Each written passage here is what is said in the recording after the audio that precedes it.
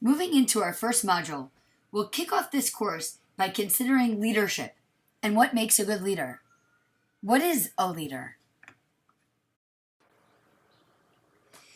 To answer that question, to how it pertains to the field of public health, let's also consider these questions. What are important characteristics for public health leaders today? What should they value? What should they know? And what should they be able to do? Who can be a leader in public health? We're going to define leader in terms of being responsive in an ethical manner to the world around us.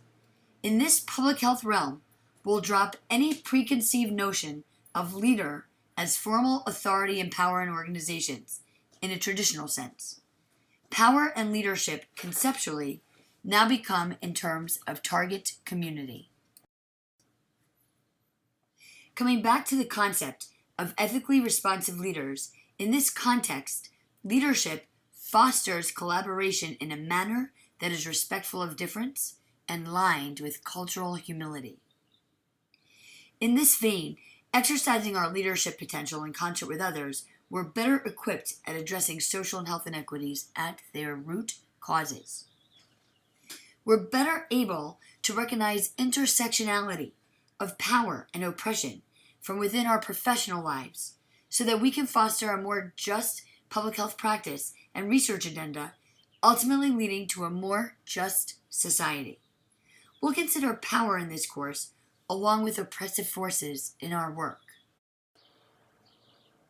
And there seems to be no better way to set our perspective of power by going back to the work of Ella Baker, who perhaps was the most influential woman and leader in the civil rights movement. Ms. Baker's leadership perspective is the first model that we'll consider. She believed that each member of the community should be empowered as a leader, so that leaders were developed and not identified, and that collective leadership was the most powerful. The second leadership model that we'll be considering, you could say, is a branch off of Ms. Baker's work.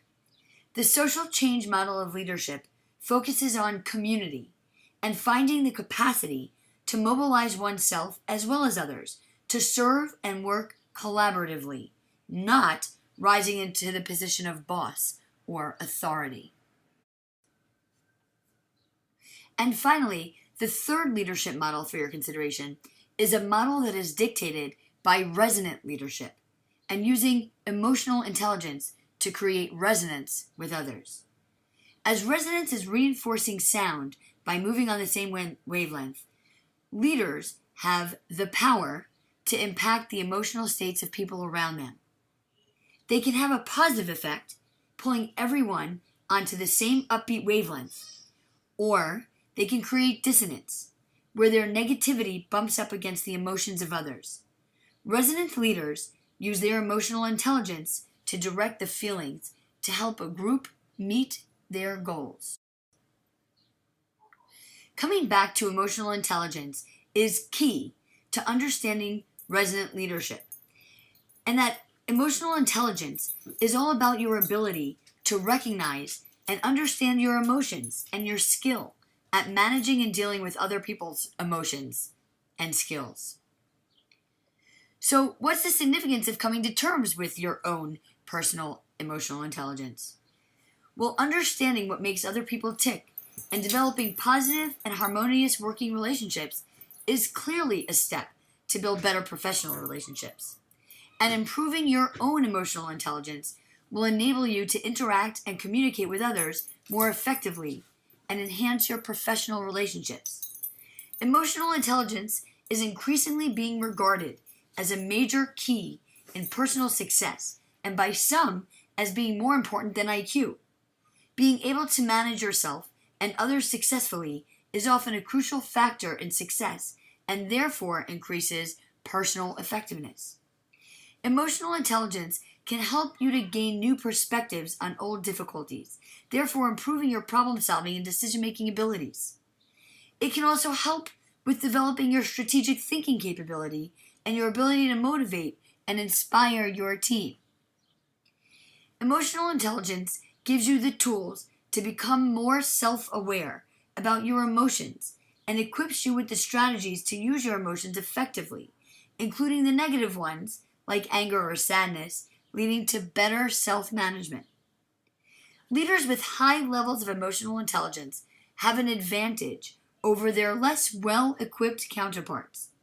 Emotional intelligence can help you develop empathy and understanding about other people, and this is crucial to the ability to inspire and influence and motivate and persuade in a management or leadership role, ultimately leading to an improved leadership capability.